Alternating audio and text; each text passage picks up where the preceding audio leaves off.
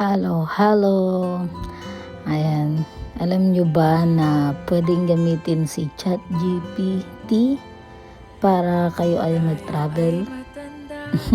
Ayan, katulad namin. Ayan, trip to Bali. Kumbaga, out of nowhere po talaga yan. Lahat, si ChatGPT ang sinusunod namin, itinerary, kung saan kami pupunta. Kasi, syempre, hindi namin alam. Ang alam lang namin is masaya and malungkot yan. Kasi syempre, masaya kami kasi first travel namin as together. Pero malungkot kasi hindi namin kasama yung anak naming tig-isa. Pero ganun talaga ang buhay. And naniniwala kaming maisasama rin namin siya sa lahat ng pinupuntahan namin. Ayan, fast forward tayo. Sobrang solid lang din ng Valley Indonesia, like Pilipinas lang din siya. Normal weather, mainit din, and yung food parang Pilipinas lang din, and masaya. Kasi alam nyo, sa totoo lang, kahit saan naman kayo magpuntang bansa or kahit nasan kayong lupalop, basta okay yung kasama mo and okay kayo as together. Kahit nga sa kanto lang kayo basta masaya ka sa kasama mo, di ba? Yun ang pinaka-importante doon. Wala naman akong ipapaliwanag sa lahat ng video kasi hindi ko naman may explain kung paano yung naging love story namin dito. Either na lang kung magiging sikat ako na vlogger, then kukwento ko kung saan ba kami nagsimula ng mokong na to. Actually, katulad lang din ng lahat. Isa lang din kaming normal na couple. Isang normal na tao na nangangarap, patuloy na nangangarap na mapuntahan lahat ng bansa. Nang hindi lang kaming dalawa, syempre kasama yung anak namin. Ayan, yung Bali, Indonesia is para sa akin is pwede siyang balikan. Okay siyang balikan. Pero babalik kami dito yung kasama ng anak namin. Wala lang, gusto ko lang din ma-realize na habang ina-edit ko tong video na to, kumbaga napaisip ako kasi sa totoo lang, lagi lang namin iniisip na makakarating pa ba kami kung saan yung gusto namin, makakatagpos pa ba kami, kasi as of now lahat ng problema meron kami, pero sa tuwing problema ako, tinitignan ko lang ang masasayang pictures, video, kaya ako nagagalit sila sa akin sa totoo lang. Kasi video daw ako ng video, picture daw ako ng picture. Alam nyo ba, ayan, mag-share ako sa inyo. Alam nyo ba yung mag-ama ko, ayaw nila nang nagbi-video ako, ayaw nila nang nagpi-picture kasi hindi talaga sila nga ganun. Pero nagigets din nila ako. Kasi yun lang yun eh. Yun lang yung araw na yun. Kumbaga hindi ko na maibabalik yun. Para sa akin, gusto kong maalala yung araw na yun na kung ano ba yung nararamdaman ko, malungkot ba ako, masaya ba ako. Ganoon akong tao eh. Ganoon akong tao. Alam niyo kung makikilala niyo lang ako, madaming nagsasabi, malakas daw ako, ganyan. Hindi ko masasabing malakas ako, Ang nagpapalakas lang sa akin, syempre, yung mga mahal ka sa buhay. Ayan, balik tayo sa Bali, Indonesia. Yung Bali, Indonesia naman is, kung gusto mo talagang mag-travel na malapit lang, kasi nandito kami sa Australia, so pinakamalapit sa amin yung Bali din. Kinuha namin yung opportunity na yun para nga maka-travel as together. Then ayun, naging okay naman siya, naging masaya naman, sobrang saya naman, as in sobrang saya. Kita niya yan, ayan, ano lang yan, sa swimming pool lang yan, pero napakasaya, diba? Sabi ko nga sa inyo, wala sa lugar nasa kasama mo, wala sa hotel na maganda, wala sa pagkain na masarap, wala sa mga OOT din yung dalawa, nasa kasama mo yan. Kung di nyo natatanong, etong tao na to, 14 years na kami. Since 2010. Araw-araw din kaming nagkakabusitan, araw-araw din akong nabuburyo.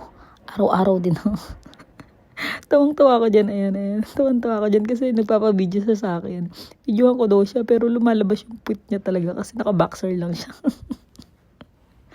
Ayan, balik ko lang. Share ko lang yung konting istorya namin dalawa. Etong tao na to, nag-start kami dito ng hindi ko naman talaga gusto. Or hindi niya naman din ako talaga gusto. Pero, hindi ko sukat akalain at tatagal pala kami ng ganito. Napakadaming may kilala sa amin ng mga kaibigan namin na hindi kami compatible kasi ako is napaka-buwisit ko talaga. Pero kita nyo naman. And ang dami ko ding guilt sa buhay ko na yung alam mo yun, yung sinundan ko siya dito sa Australia or kami yung dalawang magkasama na dapat kasama ko yung anak ko. Alam niyo ba kung bakit? Kasi para sa akin, kung hindi ako susunod sa kanya, parang yung pagkatao ko is hindi kumpleto. Although nandun yung anak ko, sobrang mahal ko ng anak ko. Sobrang mahal ko yung anak ko. Pero yung pagkatao ko kasi is yung, ewan ko, para ako nakadikit sa kanya na, pero lahat naman ng desisyon ko hindi napapatuon sa kanya. Kumbaga, sarili ko lang din.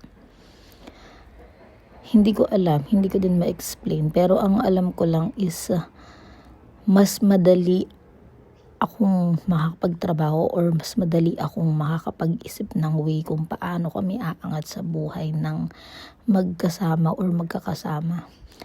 And lagi kong ipinapromise sa sarili ko na hindi ako papayag na lumaki yung anak namin na hindi namin magiging kasama. Kasi yun ang pinaka-importante sa akin, yung magkakasama yung pamilya. Lahat naman siguro, 'di ba? Pabali-bali na yung usapan natin. Hindi ko alam kung ano i-caption ko. Basta yung Bali, Indonesia na yan is sinunod lang namin si ChatGPT. Ayan, ubo pa ako. O, 'di ba ang kapal ng mukha ko para nagmotor kami. Ano yan, actually yung isa pa palang take note, sa Bali, Indonesia is, pwede kayo mag-rent ng scooter per day. Yan, 3 days namin yan ni-rent. Then, pwede kayong mag-Google Maps kung saan kayo pupunta. Mas okay yun. Basta mag-ingat lang kayo kasi, talagang parang Pilipinas lang siya. Yung mga sasakyan, sobrang daming sasakyan. And pwede kayong tumabi lang dyan para kumain kasi madaming kainan dyan. And take note pala, sobrang mura lang dyan. As in, yung hotel namin is around basta, ang cost ng naging Bali, Indonesia namin is around nasa 2,000 AUD. Mag-gets nyo ako pagka dito kayo sa Australia, din dyan nyo gagastusin yung EUD. Pero syempre kung sa Pilipinas tayo, hindi siguro. Ayan, basta lang, kahit normal tayong tao, basta kaya nating mag-travel or kaya nating umalis, kaya nating magpahinga, kaya nating makasama yung taong mahal natin sa buhay. Go, explore lang. Nag-explore tayo. Ako naman araw-araw ko pa rin yung nasa isip ko. Araw-araw kong gustong mag-explore ng lahat-lahat. Kasi as normal na tao, 'di ba? Wala ka namang wala kang ayos na pag-iisip sa kung anong gusto mo talaga. 'Di ba? Pero isa lang naman talaga ang gusto ng tao. Ang gusto ng tao is yung maging payapa sa lahat ng klase ng pamumuhay. Maging okay, yung wala nang iniintindi. 'Di ba? Yung kahit hindi mo na kailangan magtrabaho araw-araw, hindi ka matatakot, hindi gumising ng maaga kasi meron. 'Di ba? Pero ako hindi ko sinasabing swerte yung mga mayayaman na. Kasi ang pinakaswerte sa akin, yung magkaroon ka ng pamilyang tinuturing ka talagang pamilya. Yung pamilyang kahit ikaw na ang pinaka-impactong tao sa mundo, ikaw na ang pinaka hindi maiintindihang tao ng mundo, sasamahan ka pa rin. Although hindi ka kakampihan, pero sasamahan ka pa rin. Ikaw pa rin ang kasama. Yung kahit ilang beses kang, ako sa totoo lang, ilang beses akong laging nakikipaghiwalay. Pagka nababad trip na ako, sabi ko nga sa inyo, kung ako'y kilala nyo, makikilala nyo na napakahirap kong intindihin. Kasi ako kahit sarili ko, napakahirap kong intindihin yung sarili kong madalas. Pero itong taong to, yan. Hindi man ako araw-araw naiintindihan yan, pero hindi ako mali. Hindi man ako araw-araw naiintindihan yan. Pero pinipili akong araw-araw pakisamahan yan. Pinaka-importante sa akin yun. Pinaka-importante sa akin yung pakiramdam na kahit ako na yung pinakamaling tao sa mundo, kahit ayaw niya na akong pakisamahan, kahit ano pa ako, kahit wala siyang choice. Basta ang choice niya is yung kasama niya ako. Or